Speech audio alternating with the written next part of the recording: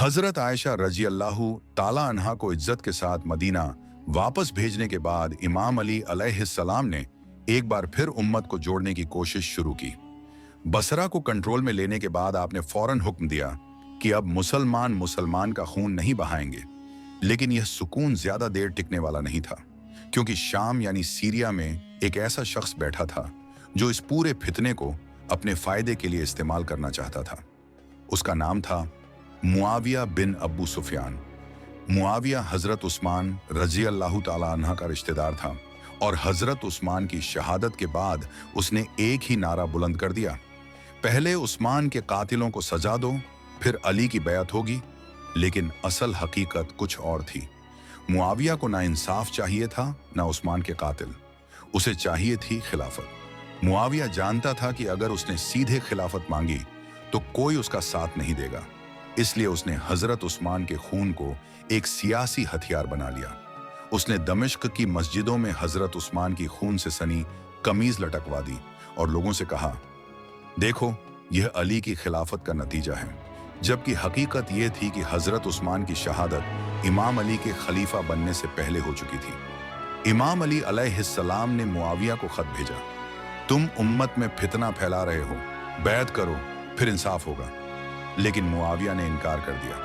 अब जंग टालना नामुमकिन हो चुका था। जंग सिफुफीन हिजरी 37 फरात नदी के किनारे दो मुसलमान लश्कर आमने सामने थे। एक तरफ अली बिन अबी तालिब, दूसरी तरफ मुआविया बिन अबू सुफियान। इमाम अली आखिरी लम्हे तक जंग रोकना चाहते थे, लेकिन जब मुआविया की फौज ने पानी तक रोक दिया तो जंग शुरू हो गई। कई दिन तक लड़ाई चली, हजारों मुसलमान शहीद हुए।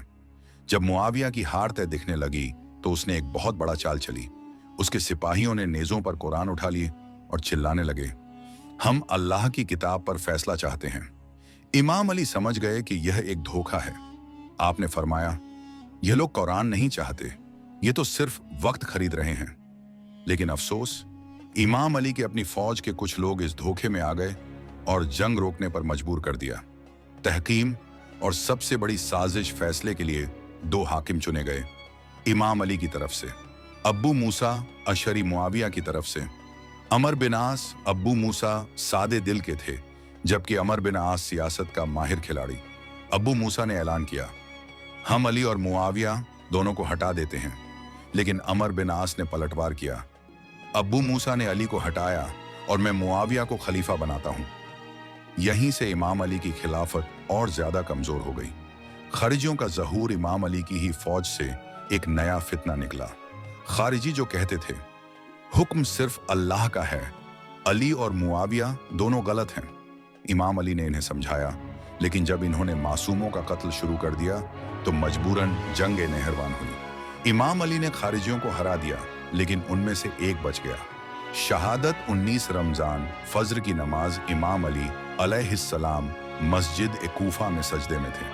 तभी खारिजी अब्दुर्रहमान बिन मुल्जिम ने जहरीली तलवार से वार किया। इमाम अली के होंठों से निकला, फौजतू रब्बिल काबा, काबा के रब की कसम, मैं कामयाब हो गया। 21 रमजान इंसाफ का सूरज डूब गया। और फिर इमाम अली की शहादत के बाद मुआविया ने धीरे धीरे पूरी खिलाफत पर कब्जा कर लिया। खिलाफत जो कभी अमानत थी, अब बादशाहत बन चुकी थी। और यह सब करबला की तरफ बढ़ता हुआ एक खौफनाक सफर था। जारी रहेगा।